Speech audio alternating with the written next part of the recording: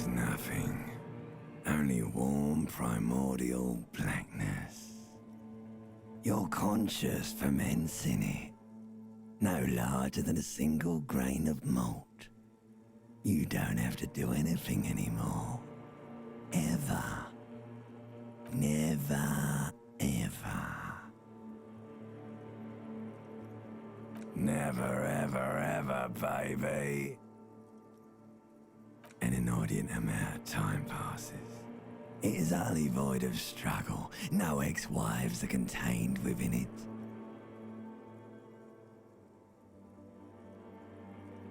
An awareness creeps up on you. A mass lies hidden in your dead angle, soaking in some lurid acidic sauce. It's bloated and shameful, a ball of meat surrounding you. This is a terrible line of questioning, and it will only lead to more awareness of the meat thing. Ex-love, ex-tenderness. It is foolish of you to resurface to the loss. Not after all the damage you've suffered to get here. Some of it irreversible. Stay. Sail with me through the abyss of pelagic zone. Alright, nothing down to fuck all borough.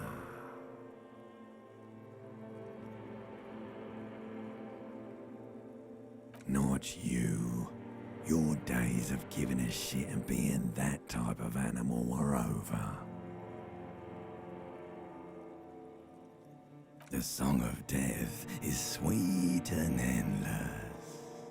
But what is this? Somewhere in the salt, bloated man meat around you. A sensation. Like a fly to the ointment, your conscience sticks to it. The limbed and headed machine of pain and undignified suffering is firing up again. It wants to walk the desert, hurting, longing, dancing to disco music. The stench of liquor rises from your mouth, and with it, an ungodly headache. A fiery streak penetrates your skull, trying to force your eyes open. It's a sound, a clarion call from hell. Somehow, you know what it is. A Caprice Canadian motor carriage.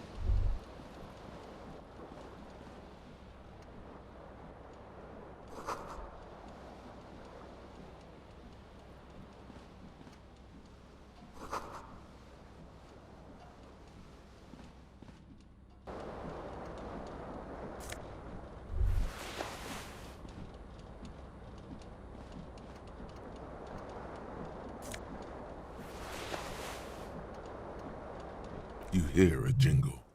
Keys are clinking in the pocket of your flare-cut pants. It says, whirling in rags, on the aluminium keyring. There is a single key on the ring. The number 1 is etched on it. It should open the door. The Whirling in Rags is a hostel cafeteria on the urban coast, frequented by dock workers.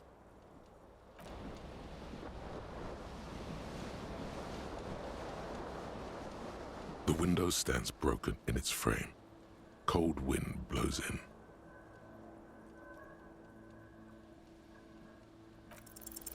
The shards face outward.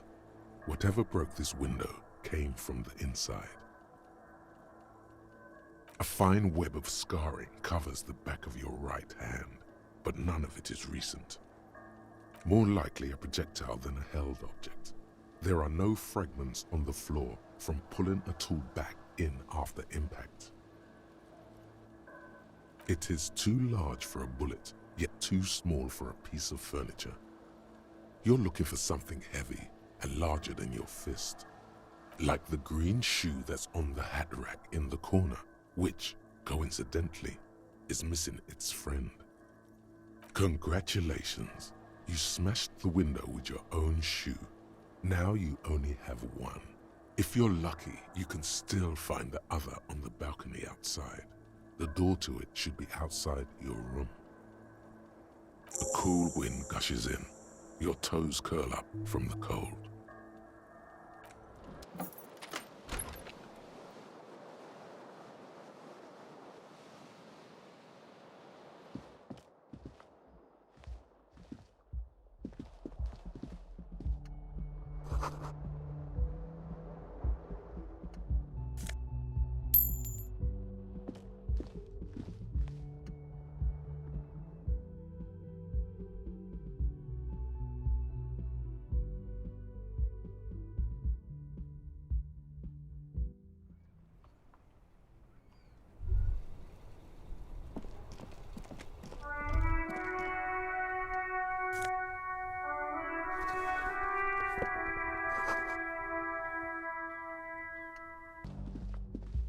Hello, officer.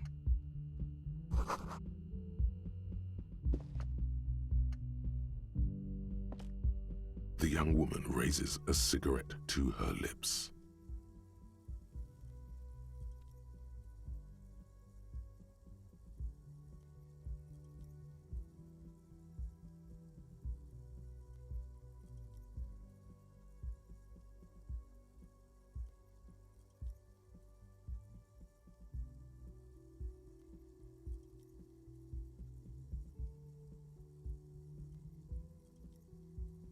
Her eyes are brown and her face is speckled with birthmarks. She can't be more than 28. A silver jumpsuit falls off her like scale armor, sparkling. This is the sparkle of too many nights out on the city. No. Because you're a police officer, sir. I'm not, unless you've been shitting us all this time. You've been here for 3 days, on official police business, no less. I couldn't say. In truth, so far, mostly drinking. You have no doubt about the drinking. But do you strike yourself as a tight-lipped drunk? She must have heard something.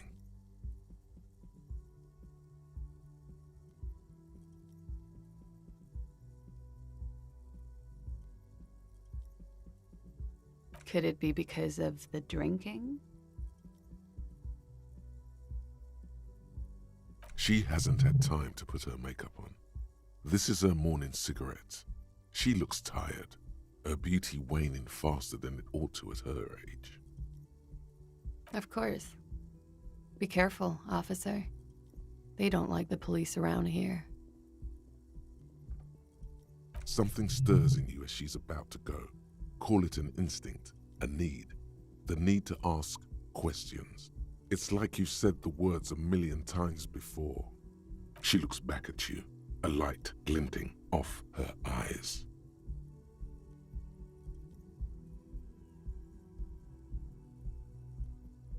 You're a cop, Harry. It is unnatural of you not to want to ask questions. Yes. The dock workers are pretty cocky. They think they're police enough. At least here on the coast. I can't say about the rest of the city. You're in a hostel, sir. We are in Revachol. Revachol is the disgraced former capital of the world, divided into zones of control under foreign occupation. Half a century after a failed world revolution, she is central to our moment in time.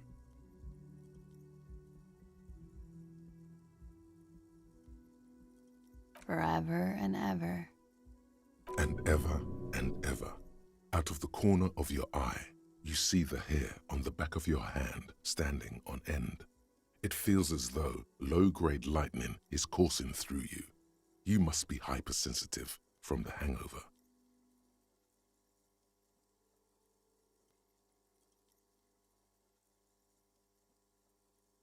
It's 51. The current century? Centuries don't have numbers, they have names. And this is the current one. Civilization has existed for 8,000 years, sir. You're right. There is nothing funny about civilization. There was the usual ruckus, loud disco music. I couldn't say. It's impossible to hear people speaking from over here. Oh, yes. Various artists. Ostentatious orchestration prime among them. Oh, that. Yeah. Whoa. The less said about OO, the better. OO were huge where I come from. I was very young then, of course. Like 7. Life gets hard, but we go on.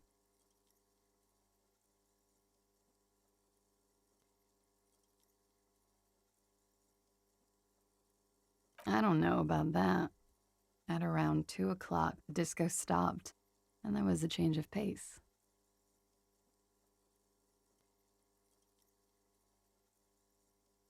A slow, sad song started playing, like organ music on repeat. That went on for quite a while. Some of the time, you were yelling along to it.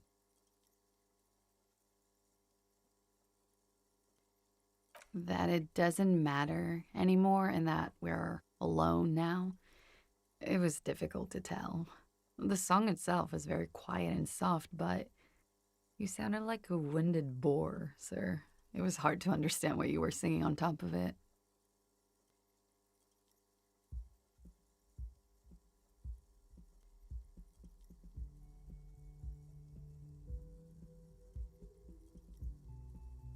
Yes, it was very cool.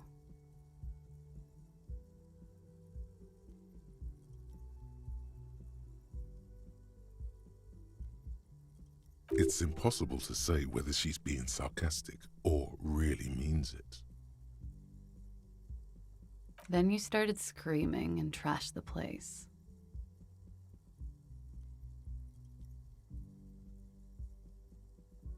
A window was smashed. The tape player, probably. The song stopped. And furniture, too. A real destructathon. There was screaming. Then I think you passed out.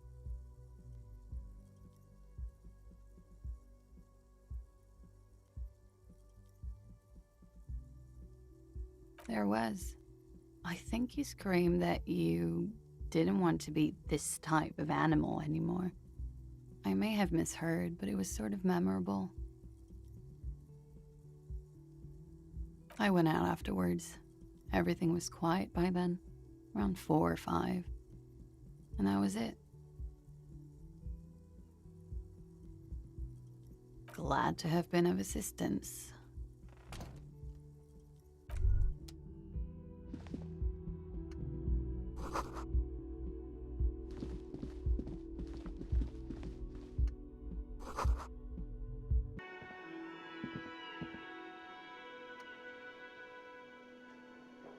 A bespectacled man in an orange bomber jacket is tapping his foot on the floor. Looks like he's waiting for someone. You. As you approach, he narrows his eyes and extends his hand in greeting. On the sleeve of his bomber jacket, as well as on its back, are the same enigmatic white rectangles as on your blazer. Hello, I'm Kim Kitsuragi, Lieutenant, Precinct 57. You must be from the 41st. You realize he is waiting for your name.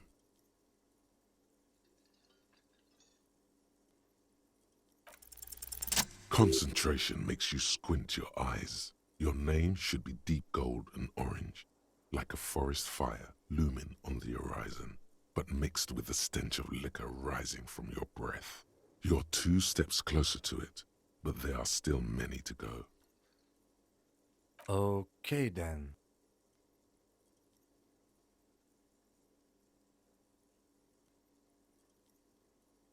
It looks like we had a little scheduling error on Sunday. Saturday too, actually. Have you had time to talk to the manager here? What he means is, he has been trying to meet up with you for 2 days, but you have been otherwise occupied. If you don't mind, we should talk to him again. Ask him for a rundown of the area. Now that I'm here as well. I understand the scene is out back, right? It also wouldn't hurt to assure him the police are finally here. In full force, I mean. Have you mapped out the initial interviews? At the 57th, we like to prepare an initial list of persons of interest, and then just skim the surface. Prepare the field, get to know the players. You don't do that? Maybe it's not an inter-district practice. Okay, we'll have time for that after we take a look at the coroner's case.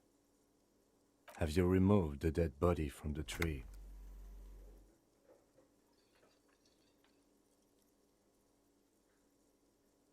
Mm-hmm.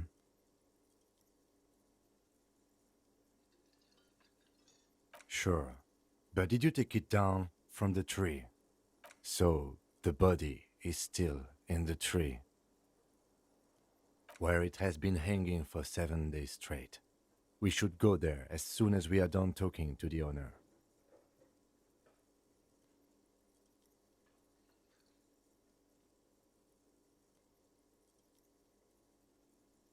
I was sent here to meet a detective from Precinct 41.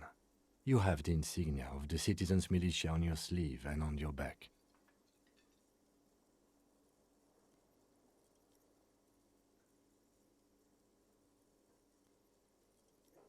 I suppose you could be impersonating him. You could have gotten the insignia from the black market or forged it. But for now, I'm going to set those possibilities aside. I'm not from the Inspectorate General. Inspectorate General means internal affairs. What he's saying is, he's not from the rat squad and isn't supposed to suspect such things. Yes, but I'm not them. I'm from criminal investigation. Yes. They're not just white rectangles. They bear a halogen watermark with the letters RCM and a pattern resembling the street grid of Revachol West. I would ask you to step into the headlights of my motor carriage, but again, it's none of my concern. I just need you to do your job. You mean you don't have a badge?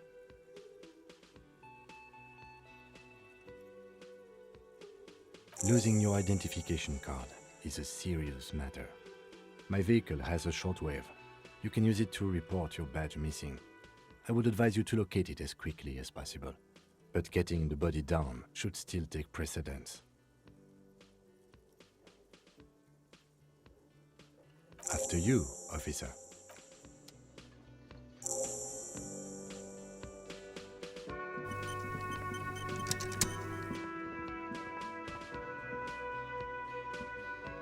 The man with the unimpressive beard notices you approaching. He drops the ledger he was holding and turns to the lieutenant. Mr. Gart, right? You run this place. Yes. I am Kim Kitsuragi from Precinct 57. This is an inter-district investigation, so joining me from Precinct 41...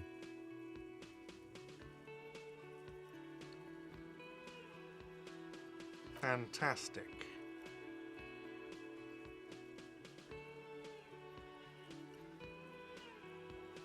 Right. Now, I know it took us a while to arrive at the scene. It also took you a while to call us and report the dead body. It was you who placed the call, yes? No, I only just got here. It was probably Sylvie who called you. She usually works the bar here. I'm only temporarily taking over her duties. Do you have her number? As a matter of fact, I do. This sounds like something you can use to call this Sylvie later. You said you just got here. From where? Are you a local? What, of Martinez? No, I live in Jamrock. I only sometimes come here to keep an eye on the place. This is just one of the many, many cafeterias I manage. But you still know your way around, yes? In case we need directions. Yes, I know where some things are, but as I said, I don't live here. I just used to work here. And I'm not going to start working here again, if that's what you think.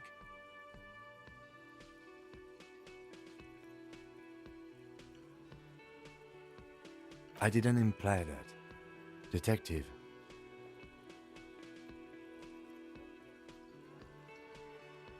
He probably means this is where you step in and ask your questions. His face expresses profound doubt in your having this.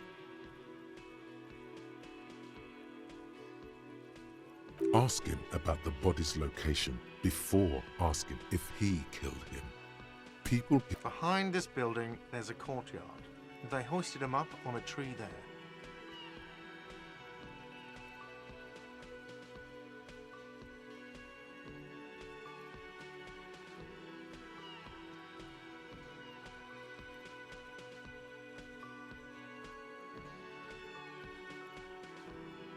That's easy. See that door there?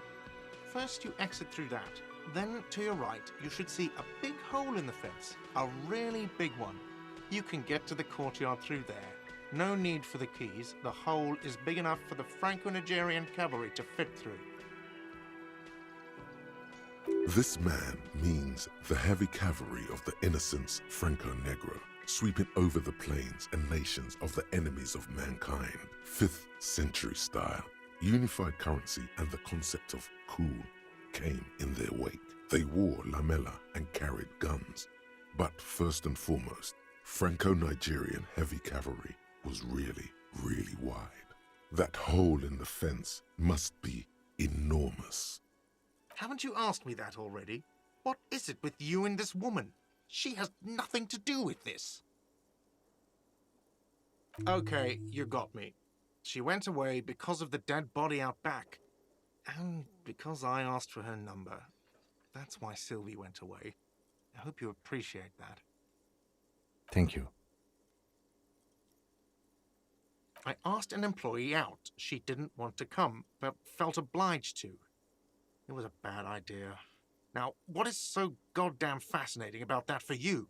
It's got nothing to do with the lynching. Good for you. Was there something else?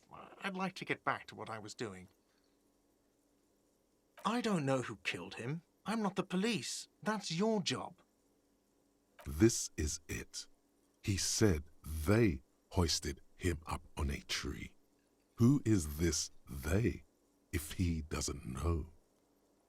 Oh, people are saying it was the union dock workers, that it was a lynching. The locals, the customers, the people who eat here, a lot of dock workers eat here. Sylvie told me everyone knows the dock workers did it. Did the debarders themselves tell her this, or is it a rumor? I don't really know. You'll have to ask her. I would suppose it's because they have nothing better to do. You mean the strike? Yes, the strike. The man they hanged was a security guard for the harbour company, I hear. A mercenary. The Unionistas probably thought they'd send a message. What are you, crazy? Of course I didn't kill him. The lieutenant turns the page in the little notebook he's been scribbling in. Let's go. Not so fast.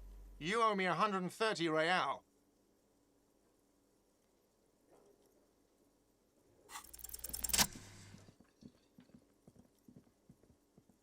As you blow this joint, behind you, a whiny voice shouts. Real mature, man. Real mature.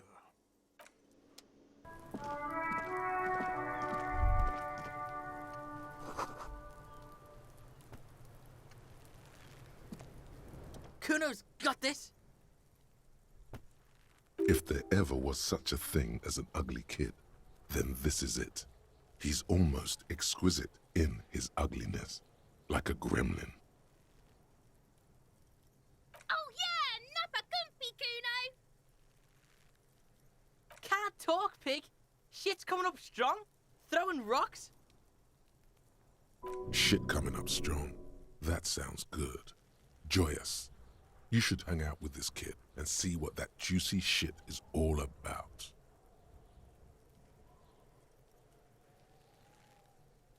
I mean drugs. The kid's on drugs. Yeah, Kuno, ride the lightning, Kuno.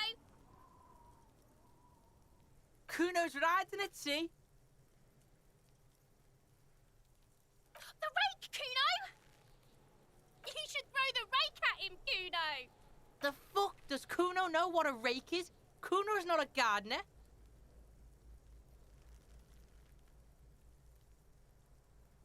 The fuck are you talking about? He's calling us Kuno. He says we're fucking each other. We shouldn't do anything. I don't tempt such forces. You will see. The language these kids are using, pure unfettered id. There will be no reasoning with those creatures.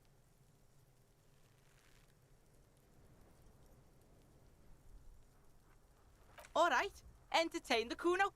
Show me what you got. What you got there? What you got, huh? Show me what you got.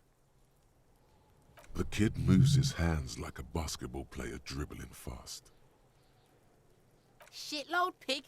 What's your question? Don't tell the pig shit, Kuno. This is where you quickly ask him questions. Real cop questions, like a cop. Just a couple of pigs sniffing around in the dirt.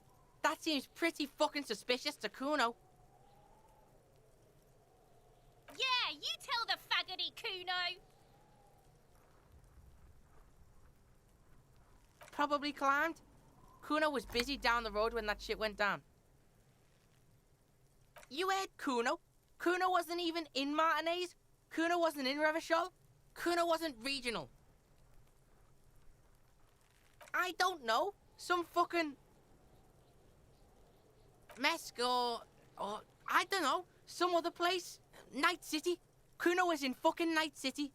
There is no Night City anywhere. That sounds like the name of a city in some pulp science fiction novel. Why you gotta be riding Kuno's ass? You haven't been where Kuno's been. You haven't been in Kuno's head. You wanna know where Kuno was? You wanna know what Kuno's been fucking up to? Don't tell him that, Kuno. It's lame. It's not fucking lame. Kuno's building Kuno's City. Night City. Rage City. The City of Rage. That's it. And it's not lame. Lame. That's the name of Kuno's City, bitch. Get the fuck off Kuno's back. This shit ain't about that. It's impossible to deduce what it is about, at least for the moment. If it's important, it'll come up later. Focus on the case. Kuno's fuck imp. Kuno uses the fuck imp for target practice. He's trying to hide the fact that he doesn't know. Kuno knows what you meant. Kuno's not a snitch. That's all. trying to make Kuno sing into the popo phone. You're testing Kuno's patience here. Get lost. The fuck about it? Kuno's fucking. Kuno knows all kinds of shit. Kuno's not a snitch, that's all. Trying to make the Kuno sing into the popo phone.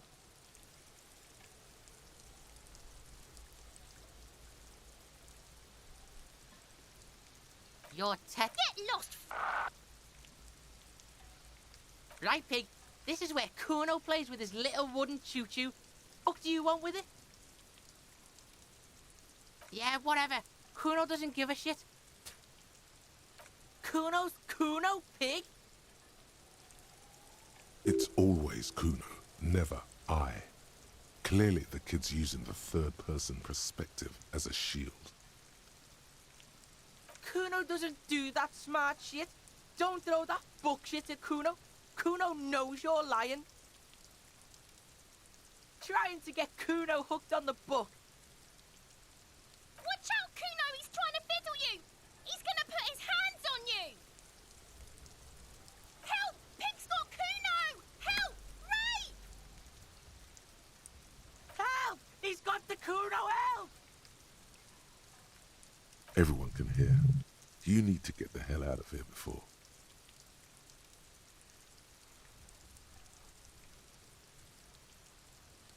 Everybody, please! He's sticking his dick out! Escalate, Kuno! His dick is out! You're afraid! Pig's in here, Kuno! Somebody, please! How did we get here? How did this happen? This makes no sense. There may still be a way out. Just appeal to his reason.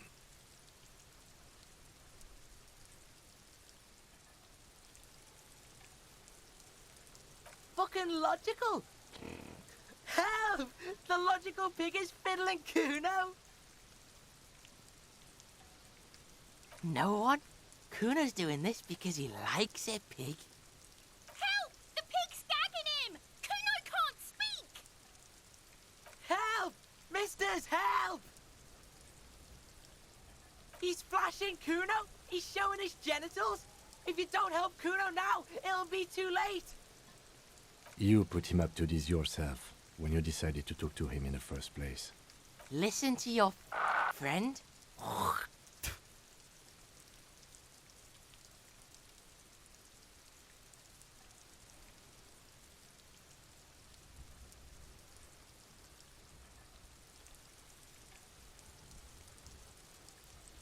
Help!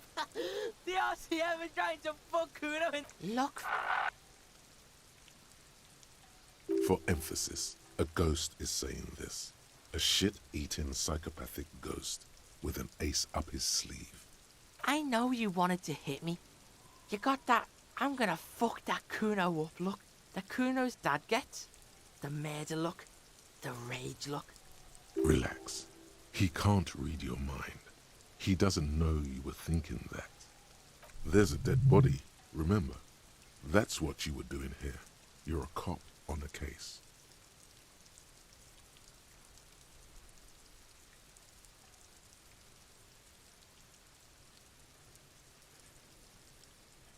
I know what you thought. I'm gonna fuck that Kuno up. I'm gonna shut that shit down. You know what? You should've, because now you're nothing. You're a joke to Kuno. Kuno laughs at you. King Kuno! Kuno turned you into his prison, bitch! You're gonna be in this shit with Kuno! No, you're not. We can just leave. Bitch, you're gonna be in this shit with Kuno forever! A peepo is a type of hat, by the way.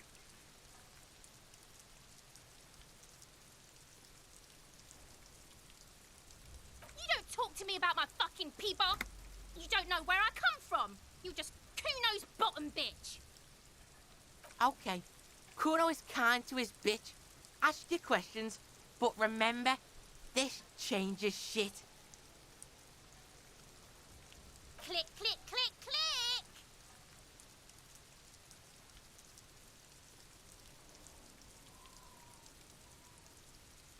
Yeah? The kingdom of Kuno? The fuck do you want with it?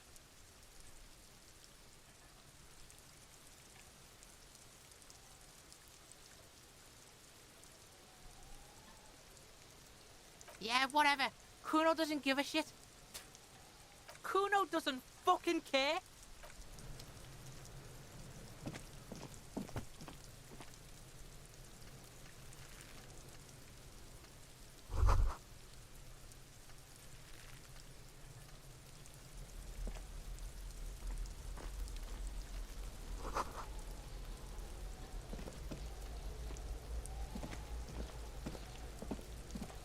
There are several footprints in the mud, left by work boots.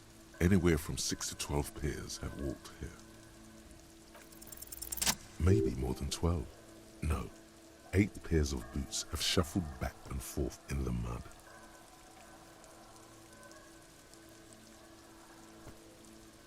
One, standard work boot, steel reinforced toes, number 46. 2, standard work boot, steel reinforced toes, number 44. 3, hobnailed work boot, steel reinforced toes, number 43. 4, standard work boot, number 45 or 46. You don't know. It's a miracle you can tell the prints apart as it is. The cold must have preserved them. 5, another standard work boot, steel reinforced toes, number 44. 6, an aberration, light as air, even pace, same make of boot, but number 41. Impossible to tell. Could also have been an adolescent. The gait is undeveloped. You're not bad. It's as if the whole world darkens. Everything else has a thin film of unimportance on it, and the tracks burn in the middle of it, in a strange, beautiful way. 7, the glowing outline of a standard work boot, number 46, but the imprints are twice as deep as the others. The weight exceeds 200 kilograms. 8, and yet another standard work boot, number 44. There's an aberration in the pattern of the sole, however. The right sole is smoother, more worn. How many? I was pretty off then. I counted 20.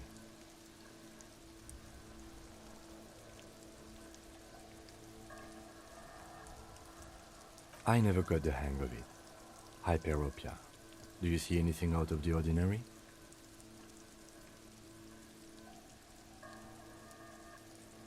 Interesting. Let's name it the old soul. Someone operating a workbench with a pedal, like a joiner at the harbor. Or maybe a drummer? No, it's not. Forget I said it. We are not looking for a drummer. Perhaps it could be a driver. A driver would wear out the right shoe before the left. The accelerator is on the right. He doesn't seem to hear you, looking south toward the traffic jam instead. The machines are silent. The engines are all turned off. We should keep our eyes open around the traffic jam. See whether anyone strikes out as a potential suspect. Seems prudent, no? Mm-hmm. A woman or a kid? Understood. Anything else? 200? Could it be the combined weight of 2 people, one carrying the other who's tied up? Let's say a heavily built worker carrying a similarly built, soon-to-be-dead man. He might be right. 200 kilograms of living weight is unlikely. Possibly, yes. But why? Yes, they could have used a makeshift stretcher or just march him up to the gallows. Even easier to carry on a stretcher, or between 2 men. Anyway, it's for future consideration.